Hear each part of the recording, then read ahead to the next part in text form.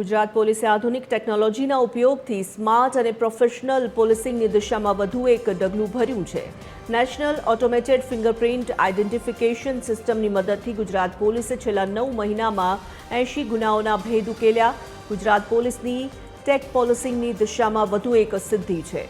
રાજ્યના પોલીસ વડા વિકાસ સહાયે કહ્યું કે આ પ્રકારની ટેકનોલોજીનો ઉપયોગ ગુના ઉકેલવાની પ્રક્રિયાને વધુ ઝડપી અને સચોટ બનાવશે.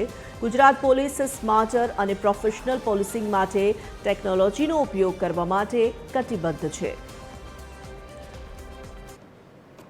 ચાલુ વર્ષમાં ગુજરાત રાજ્યમાં આશરે 80થી વધુ ગુનાઓ આ ફિંગરપ્રિન્ટના માધ્યમથી નેફિસના માધ્યમથી ડિટેક્ટ કરવામાં આપણને સફળતા મળી છે.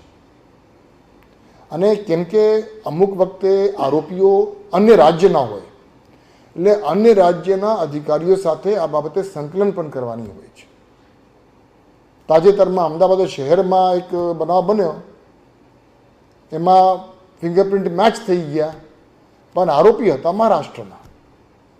એટલે તાત્કાલિક પછી મહારાષ્ટ્ર પોલીસને આ બાબતે સંપર્ક કરવામાં આવ્યો અને ઇન્ટર સ્ટેટ કોઓર્ડિનેશન અને કોઓપરેશનના કારણે 48 કલાકની અંદર આ આરોપી પકડાઈ ગયા અને ગુજરાતથી આપણે મહારાષ્ટ્રથી ગુજરાતને લઈ પણ આવ્યા.